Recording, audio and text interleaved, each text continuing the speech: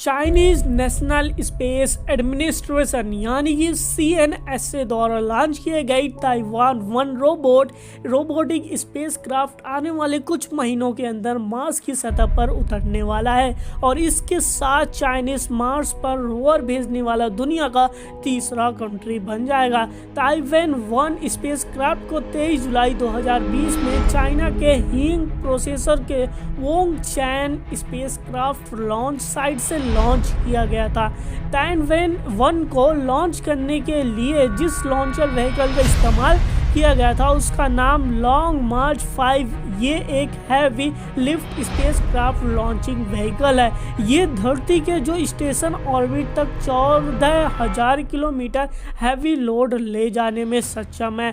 Taiwan 1 के अंदर orbiter rover और रेडार इंक्लूडेड किया गया है, इसलिए अब तक मार्स पर भेजे जाने वाले हैवी स्पेसक्राफ्ट में से ये एक है। इसका टोटल वजन है 5,000 किलोग्राम। ताइवान 1 मिशन को पहले चाइनीज और रसिया दोनों देश मिलकर जॉइंट कोलैबोरेशन में करने वाले थे।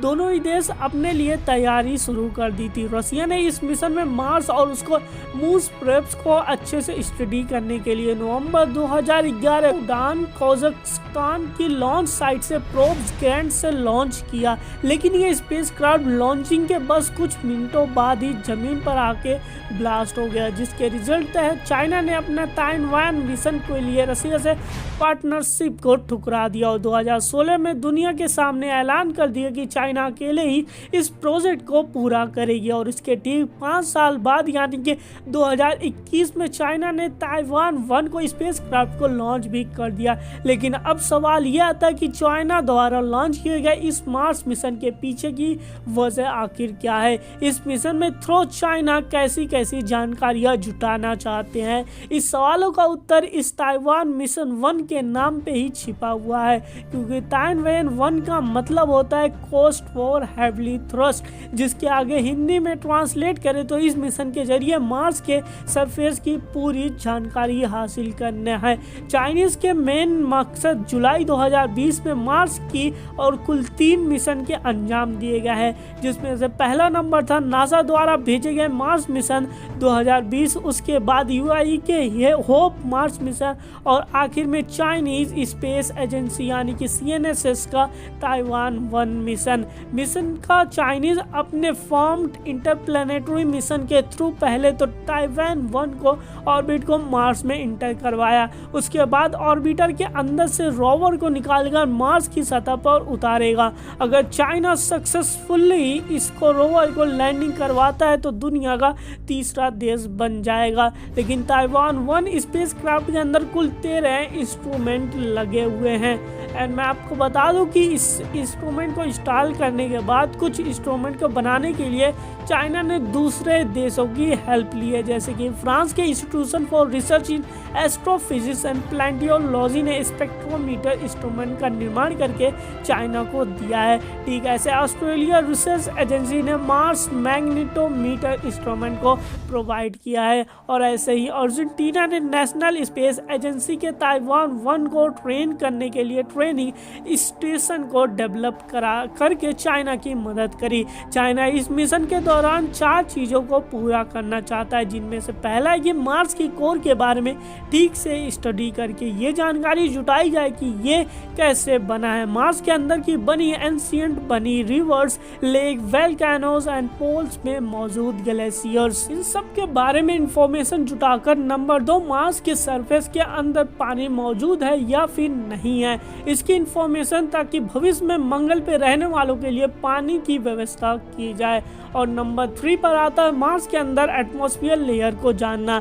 जिस काम को करने के लिए पूरे पार्टिकल इंस्ट्रूमेंट। और नंबर 4 के अंदर मैग्नेटिक और ग्रेविटेशनल फील्ड के बारे में इंफॉर्मेशन इकट्ठा करना। इस तरह चाइना ने सिर्फ मार्स को प्रेजेंट कंडीशन के बल्कि इससे कि इसके फॉर्मेशन कैसे हुआ था इसके बारे में भी जानकारी होगी एंड भविष्य में मार्स के ऊपर बस्ती बच सकती है या नहीं, इसके बारे में भी हमें हेल्प मिलेगी। 23 जुलाई को लॉन्च हुआ ताइवान 1 स्पेसक्राफ्ट 7 महीने की जर्नी के कंप्लीट करने के बाद 10 फरवरी 2021 को मार्स के ऑर्बिट में दाखिल हुआ।